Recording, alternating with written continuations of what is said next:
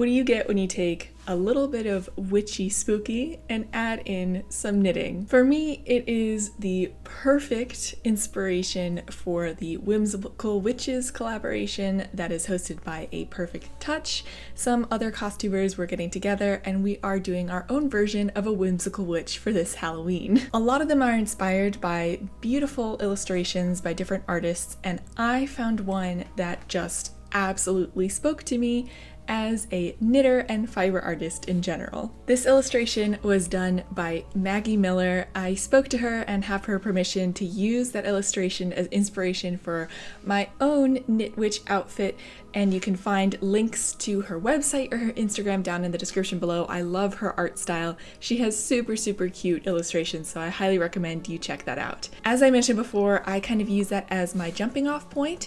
Some of the other collaborators decided to more exactly recreate the illustration that they used as their inspiration, but for me, I wanted to incorporate some pieces that I already owned and make some to kind of make up this outfit. So I took the inspiration and I thought of what pieces I own that I could use and what could I add to that to make that work for me.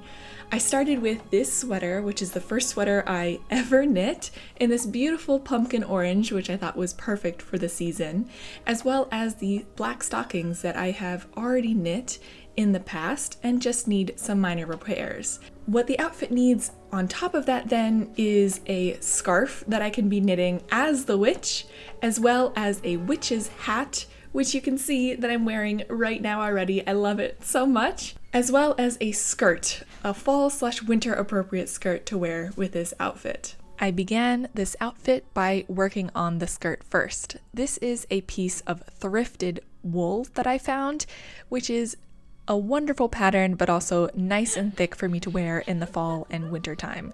This is the first circle skirt I have ever made, so I used the help of an online calculator to figure out how big to cut out my waist circle, and then I used the maximum possible length that this fabric would allow for me to make the hem cut.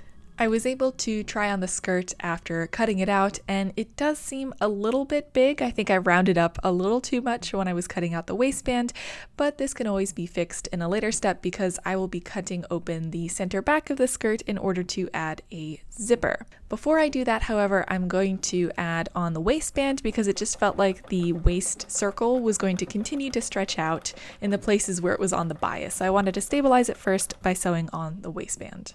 I definitely now see why circle skirts are so popular. There are only 4 or so major steps. They come along quickly and they are so cute. I now was picking out the right zipper from the estate sale stash that I got, together with the help of Nutella, of course. If you're curious what else I got in the estate sale, then you can follow the link to that video here. And I think I found the perfect zipper meant for skirt plackets that I attached now. After letting the skirt hang for a while, I also gave it a quick hem. Maybe not so quick. There's actually a lot of length and fabric in the hem of a circle skirt, which might be obvious to some, but took a lot longer than I was expecting. Definitely worth it though to create a lovely bottom finish to this skirt. The second piece that I got out was the sweater portion of this outfit. You might recognize this sweater as the first one I've ever knit, and I have a really old tutorial video on how to fix stretched out necklines, and it features this sweater. So I began by putting on the sweater and then adding the lovely finished circle skirt, which I know I will be wearing all the time. What's missing now are some lovely stockings for me to wear, and I have decided to, well, first pay some attention to Nutella because she's just too cute, but also to wear the other stockings that I hand knit, which are my black pair of wool and silk stockings. Unfortunately though, one of them has a hole in it. If you saw my video on wearing Victorian loungewear for a week, that's when I discovered the hole. But luckily, as part of my haul from the yarn festival, I bought this lovely mending book, which I can highly recommend. It's not only really well spelled out on different mending techniques for your clothes, but also has just heartwarming stories, illustrations, and poems in there that I go back to and just read for the coziness of it, even when I don't have to mend my clothes. For the stocking mending, I have some leftover yarn from when I knit the stocking, my darning egg, and a darning needle.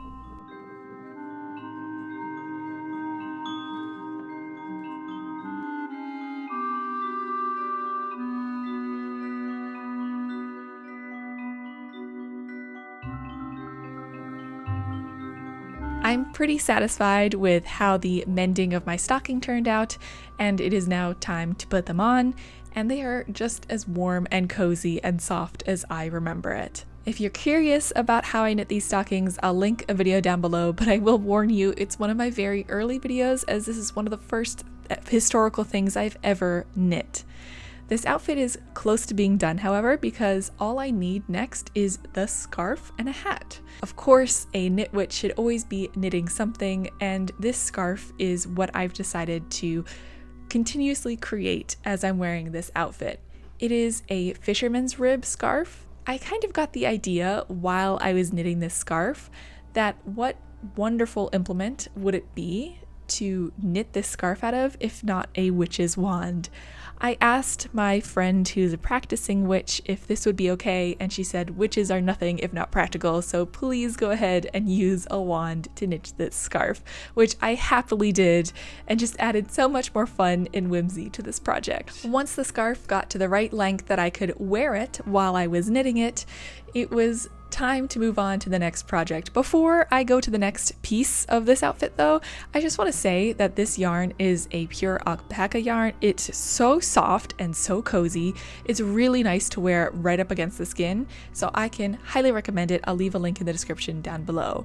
And now it's time for making the last piece of this outfit, which is a wonderful witch's hat. I was recommended a free witch's hat pattern from Gwen's Shenanigans, and I used that to create the base of my hat. It also left me with this circle of fabric from where I had cut out for my brim, and it gave me the idea to create this tiny little witch's hat so I could match with Nutella on Halloween. She's not the biggest fan of the hat, but she is super cute when she wears it. I then added the finishing decorations to my witch's hat, and the knit witch was complete.